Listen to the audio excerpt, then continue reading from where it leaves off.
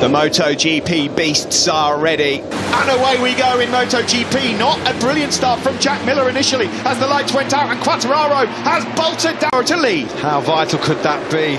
Jack Miller, exactly. It looks like Miguel Oliveira got away exceptionally to third. That was a great move from Oliveira. Very brave indeed to go up into second place. Pol Espargaro's taking an interesting inside line. Losing places already. Zarco was in wide. He's charging through the pack. He's up into fourth spot. That's excellent from going through on 10. Likewise, Binder. That's for see. Likewise, his teammate lost quite a few places. The Italians have had a shocker, Steve. Rossi's gone backwards. Bagnaia too. And on the exit there, onto the start straight. A bit of a wobble from Miller, and that allows the slipstream effect to come into play here for number 88. Stunning first lap though. Qualifying yesterday, our rider behind Johan Zarco. What? Yeah, and Quartararo will hear that factory Suzuki behind him. Alex Espargaro's had an excellent first lap and a half. Very close to each other in the hunt for 7th. Yeah, Binder just beautiful, fast right-handers that bring you onto the 1 kilometre start-finish straight. Oliveira on the KTM from mid. Is the fastest rider on circuit on his Aprilia RSGP in 4th place as we head down towards turn 1 then. It's KTM to cap. A 40.535 from the Italian. That was deep, but he manages to pull it back in. Great start then for Miguel Oliveira. I think Quartararo's lost the position to Zarco as well, Steve. Yeah, he had no drive whatsoever up the hill, and he got railroad over, so they can't for all 3 laps. He's got brilliant rhythm, definitely got the pace to break away. Crucially on that last lap as well, Steve. Quartararo had enough of a buffer. This has been for Marc Marquez as well. He's closing in on this group. It is Miguel Oliveira. And Aprilia will never. Oliveira another couple of tenths that overtake to second place, but has now dropped on with clear track ahead of him. You know, he's not going to be desperately trying to find a way through on Joan Mir. There's the lead from the helicopter of Miguel Oliveira. Thought Marc Marquez was going to fire up the inside. Something happened to Zarco then second, but the Australian must have run into some drama there because Joan Mir turn 9, Iker went down. The Aprilia there of Alex Espargaro moves up, and he cut into that 1 point. Probably try and just get into those 139s. And GP at his finest though, folks. Oliveira it is that leads. The gap already down by 1/10 through sector 3. We'll have a look at 3 tenths out of Quartararo in sectors 1 and 2, and then Quartararo brings a little bit of time back in sector 3. Who it was that has just moved up into second place, so he'll know. Bagnaia in the top 10. Morbidelli, I mean, he's about half a second slower on that last lap than this man Oliveira. Nakagami's been issued with a long lap penalty. Given a lot of he's got to take. Just wonder whether we could see Zarco just starting to really cut into some good rhythm. Zarco, the Frenchman, struggling to maintain the pace of Espargaro and Viñales for Miguel Oliveira's life. The balance, as we've talked about numerous times this weekend, between performance and endurance, that was all. The 3 fast rights to finish the lap as well really do punish both front and rear tyre. He did not put a foot wrong in Mugello when he finished second to Fabio Quartararo. He was just in a world of his own. Can he? The tyres, as Oliveira's got the hard front tyre on there. You know how Quartararo's been so good on corner entry and turning. He's able to flick that one aside this year, the KTM. In fact, of course, noteworthy performance last weekend from Brad Binder. He equalled the all-time top speed record. For Taka Nakagami, and another disappointing weekend for the Japanese rider. So then at the fire conservation mode for Mir. Just saw their top of your the top 3. It's Alex Espargaro. Then it's already taken Marc Marquez out of the race, so now it takes Alex Espargaro down. No home comforts for the Espargaro. As quick as the leaders. Can he now close that down? It's got a lot. Fabio Quartararo biding his time on Miguel Oliveira, and you would think, Matt, that he had the better edge grip than Oliveira. He was able to run the tighter line, and then there was just enough of a gap there to fire up the inside. In Jerez, of course, when Fabio Quartararo's had daylight in front of him, nobody's back wheel to stare at. He's been lethal. Edge in top speed. He's now going to try and get as close to the tail unit in a moment, but let's just see how this one goes. Already Quartararo able to get a couple of tenths over Miguel. Handles pressure, you know, he just, you know, I don't want to jinx him, but he just puts up with it so well.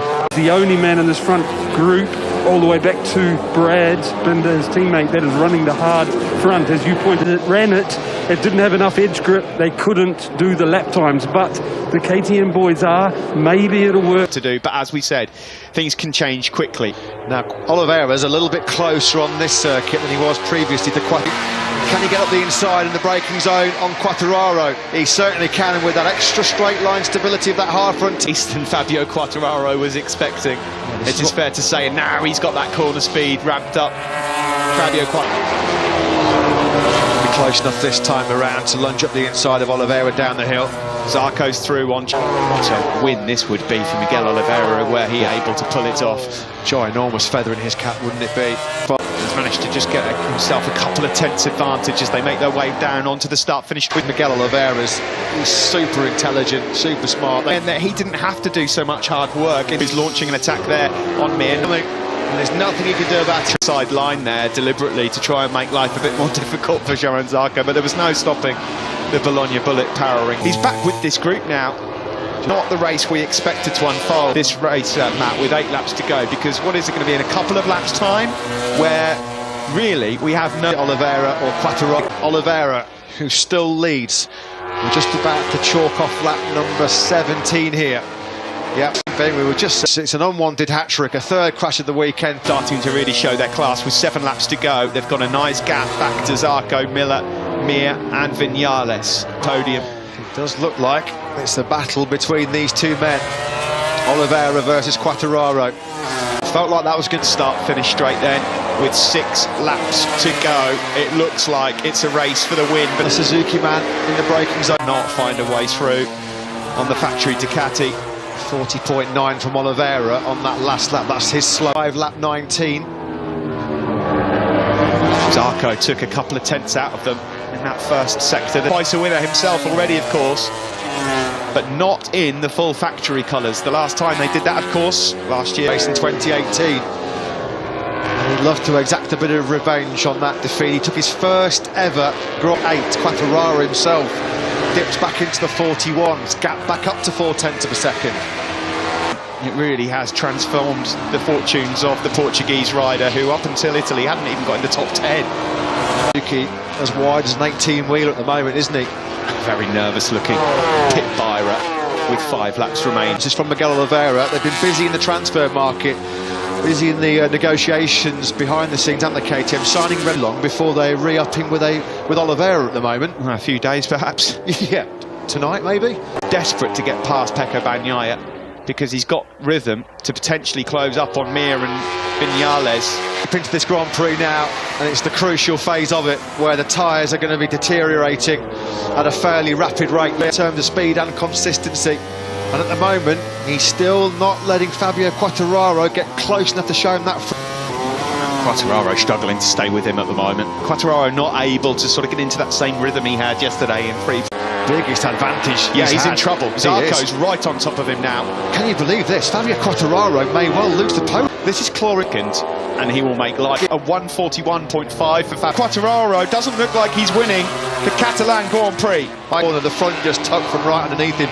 I think the right has got some sort of issues. He's taking his chest protector. Harass. I've never seen anything like that. Like whether it's the combination of the leathers and the black flag here. I don't know. I've not got this in the bag just yet.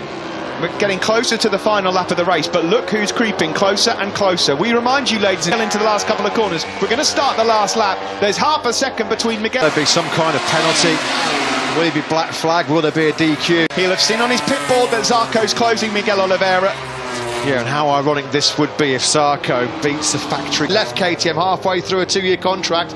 We thought his MotoGP career was over, and he stands on the biggest moment. Can he get close enough, crucially, to make a move into turn 10? Because it would be very difficult to pull off anything anywhere else. Here in the back of your picture, can he find Miguel Oliveira? Normally in these situations, mentally, podium has gone. The checkered flag is out, and it looks like this one is Miguel Oliveira. Wins on the factory KTM here in Barcelona, ahead of Johan Zarco and Quartararo, but he will not finish. Takes the checkered flag third, bare-chested as well, but he's made again 11 MotoGP podiums, his 8th runner-up spot, but Miguel Oliveira, absolute Quartararo's leathers. His front tyre we saw was graining badly as well. Dani Pedrosa, so much credit.